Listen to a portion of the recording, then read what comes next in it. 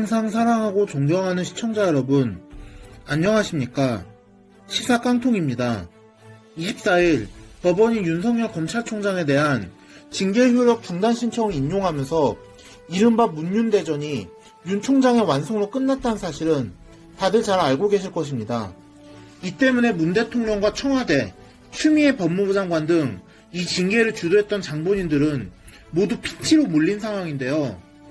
그간 어지간한 일이 터져도 눈 하나 깜짝하지 않던 문재인 대통령조차 이번 일은 도저히 사과하는 척이라도 하지 않으면 버틸 수 없다고 판단했던 건지 법원의 결정이 내려진 지 하루 만인 25일 윤석열 검찰총장의 징계 논란과 관련해 대국민 메시지를 발표했습니다. 문 대통령은 이날 강민석 청와대 대변인의 브리핑을 통해서 법원의 결정을 존중한다면서도 결과적으로 국민들께 불편과 혼란을 초래하게 된 것에 대해 인사권자로서 사과의 말씀을 드린다는 언급을 했다고 전하면서 일단은 사과하는 척은 하려는 모습은 보였습니다. 그러나 그 다음에 덧붙인 말은 그야말로 안 하는 이만 못하다는 비난을 피하기가 힘듭니다.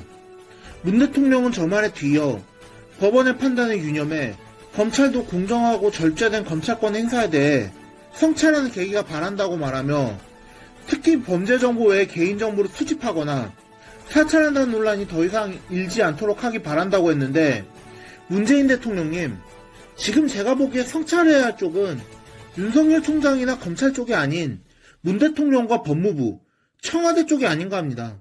초에 성립조차 되지 않는 그런 무리한 징계를 밀어붙인 쪽이 누구인데 그런 말씀을 하시는 겁니까? 적반하장도 이런 적반하장이 없네요. 여기에 문 대통령은 법무부와 검찰은 안정적인 협조체계를 통해 검찰개혁과 수사관개혁 등의 후속 조치를 차질 없이 추진해 나가야 할 것이라고 당부했는데 이제는 이게 무슨 유체이탈 화법인지조차 알 수가 없습니다. 정말 황당해서 말이 안 나오네요. 이런 문 대통령의 사과에 민주당 역시 편승하며 소위 그들만의 개혁에 박차를 가하겠다는 말로 화답했습니다. 민주당은 강선우 대변인의 브리핑을 통해 문 대통령의 사과를 인사권자로서의 책임있는 입장 표명이자 검찰개혁 완수를 향한 의제 표명이라고 치켜 세우면서 법원 판단은 더 명백히 드러난 판사 사찰의 부적절성 등 문제를 예방하기 위한 노력을 계속하겠다고 밝히는 등 어떻게든 파장이 커지는 것을 차단하는 모습을 보였습니다. 그러면서 한편으로는 대통령이 포괄적으로 사과하는 것으로 모든 일이 끝나는 것은 아니다. 당은 검찰개혁의 완결에 집중할 것이라고 강조하며 징계 당사자인 윤 총장을 향해 법원 결정에서도 징계 사유를 중요한 문제점을 본 점을 본인이 성찰해야 한다. 본인과 관련한 사안이 국민에게 불편함을 줬는데 공직자로서 자성해야지 영웅처럼 굴 일은 아니다라고 말했는데 진짜 누가 누구에게 할 말인지 모르겠네요. 이분들 얼굴에 철판 깐 건 다들 종특 같습니다.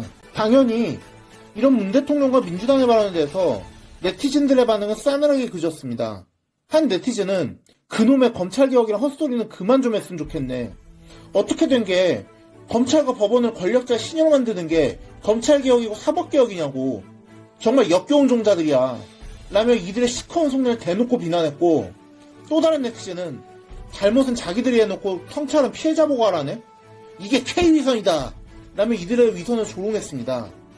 하여튼 이들이 말하는 소위 개혁이라는 것은 장악과 같은 뜻이라는 것을 이제는 그야말로 삼척동작까지 알 만큼 드러난 상황인데 언제까지 저런 강성지지자들만을 위한 저런 멘트 속에 갇혀있을 것인지 저 사람들의 행태를 보면 참으로 추하고 역겹다는 생각만 듭니다. 그런데 더 가관인 것은 이런 상황에서도 그야말로 할 말 못할 말도 못 가리고 뱉어내는 민주당 의원들의 그 일입니다. 한 예로 민주당 최고위원이기도 한 신동근 의원은 24일 자신의 페이스북에다가 서울 서초구 대법원 정경사진과 함께 특권 집단의 동맹으로서 형사, 사법 권력을 고수하기 위한 법조 카르텔에 강고한 저항에 대해 강도 높은 검찰개혁과 사법개혁을 체계적이고 강력하게 추진하겠다.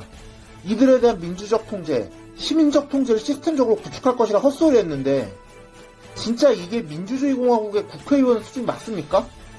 이런 사람들을 국회의원으로 뽑으신 동네는 좀 반성해야 할 것 같네요.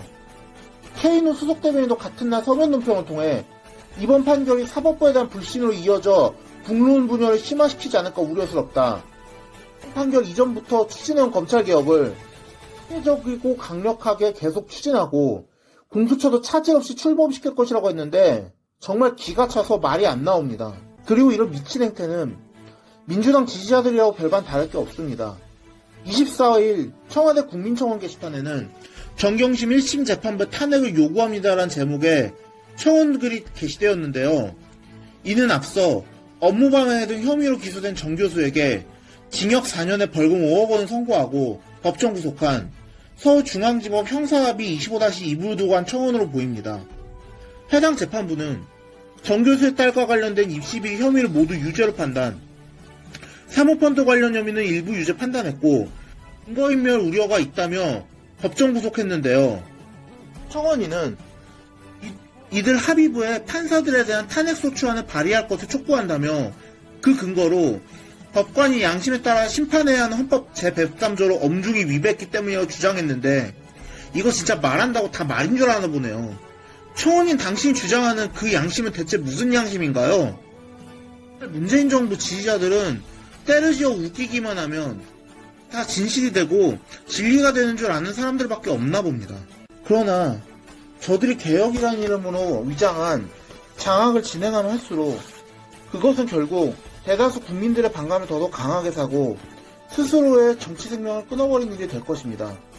이미 대다수의 국민들은 문재인 정부의 폐악질에 염증을 느끼고 지쳐간 상황인데 이런 상황에서 이들이 윤 총장을 언급할수록 정치적 위상을 높여주면서 동시에 그들 스스로의 정치적 입지만 좁히는 꼴이 되기 때문입니다. 지금 공식적으로 출마를 통한 정치 참여가 불가능한 국가공무원 신분인 윤 총장이 이미 구르대로 구른 지성 정치인인 이낙연 대표나 이재명 지사 등을 모두 제치고 대권주자 선호도 1위인 이유가 무엇이겠습니까?